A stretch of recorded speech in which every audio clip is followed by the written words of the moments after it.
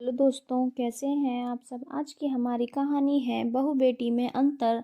अगर अच्छी लगे तो चैनल को लाइक शेयर और सब्सक्राइब करना ना भूलें। नीलम की सास जानकी जी काफ़ी पुराने ख्यालात वाली थी। उनके विचार और सोच भी आज के ज़माने के नहीं थे।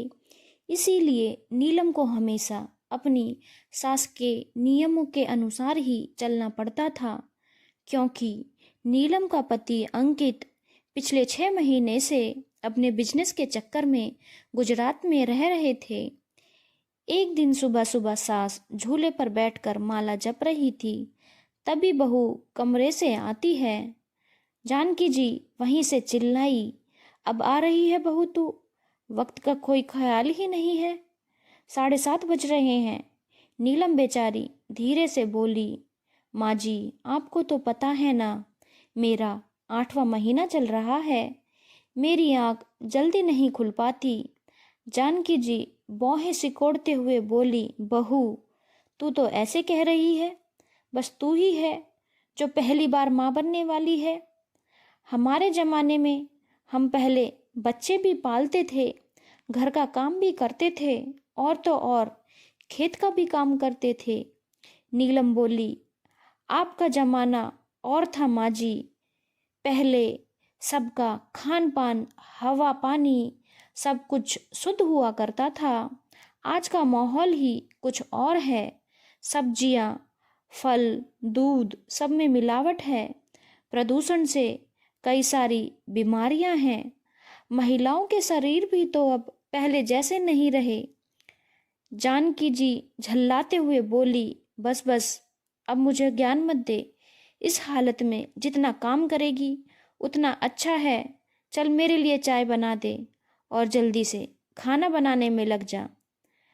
जानकी जी को हर बात में अपने वक्त की बहुत याद आती थी, जबकि नीलम ने उन्हें कई बार समझाया कि माँ जी आज के ज़माने में और पुराने ज़माने में बहुत अंतर है।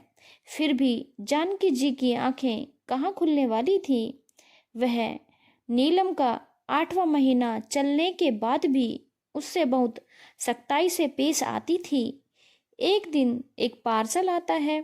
जानकी जी चिल्लाई, बहू, अरे बहू कहाँ रह गई? यह देख, अंकित का पार्सल आया है। देख तो जरा इसमें क्या है। बेचारी नीलम रसोई में खाना बना रही थी। तभी बाहर आती है और कहती है, वह माँ जी, इसमें मेरी दवाइयाँ हैं जो अंकित जी ने भेजी हैं।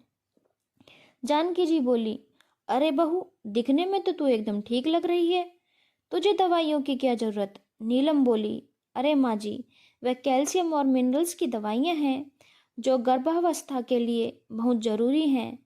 जानकी जी मुंह पिचकाकर बोली, आजकल की औरतों के यह नए ही चोचले हैं। हम तो नहीं खाते थे कभी ऐसी दवाइयाँ, फिर भी स्वस्थ बच्चे को जन्म देते थे। और यह आजकल की लड़कियां पता नहीं क्या क्या खाती हैं। बहू, तुझे इतने भी समझ नहीं कि इन दवाइयों को भेजने में अंकित का कितना पैसा खर्च हुआ होगा। पैसे पेड़ पर नहीं लगते हैं जो यूं ही बर्बाद करवाती रहती है तू मेरे बेटे के। आजकल की लड़कियां कुछ सोचती ही नहीं। हल्का सा कुछ हुआ और पति को फोन लगा दिया। नीलम बोली, माँ जी, यह जरूरी दवाइयाँ हैं, इससे गर्भावस्था में ताकत मिलती है। जानकी जी बोली, अब तू ना मुझे मत समझा। हमारे जमाने में तो बिना दवाइयों के ही 3-4 बच्चे पैदा कर लेते थे।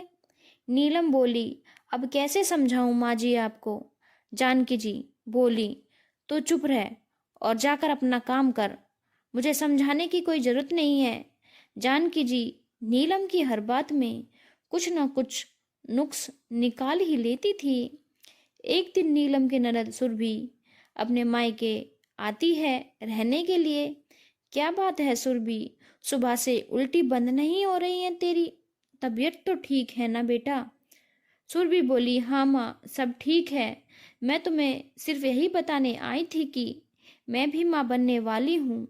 नीलम बोली, अरे यह तो बहुत खुशी की बात है दीदी। सुरभि बोली, थैंक यू भाभी। जानकी जी बोली, अरे बेटा तूने पहले क्यों नहीं बताया। बेटा तू ज़्यादा खड़ी मत रह, आजा बैठ जा मेरे पास। अरे माँ मैं बिल्कुल ठीक हूँ, तुम क्यों चिंता कर रही हो।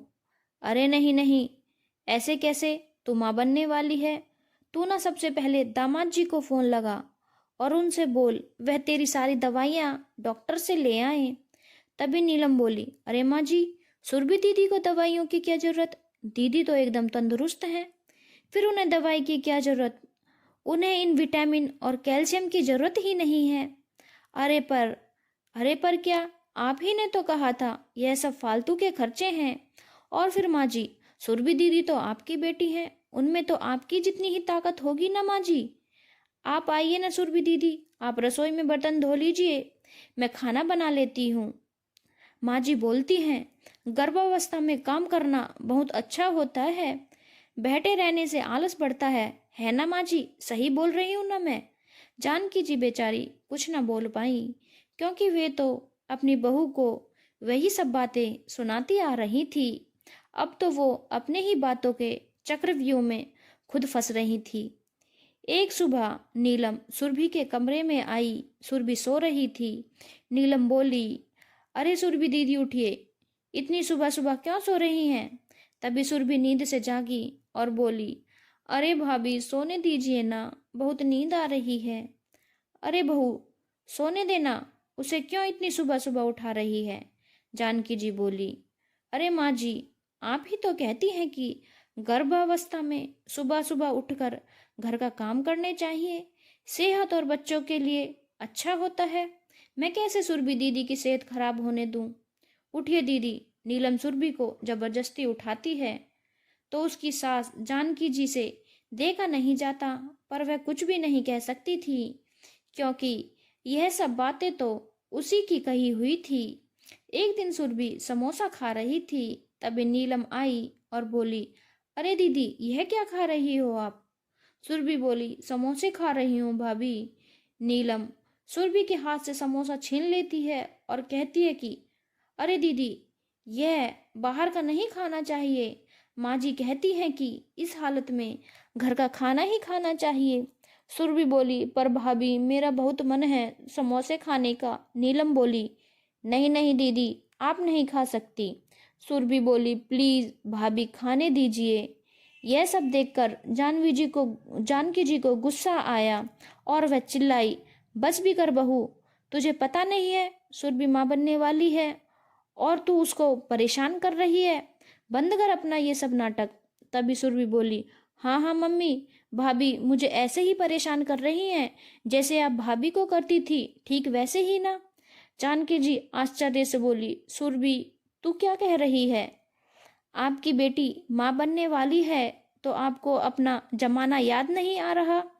मैं जब यहाँ आई थी तो मैंने आपको भाभी के साथ सख्ती करते हुए देख लिया था और मैंने ही कहा था भाभी से कि आप यह सब नाटक करिए।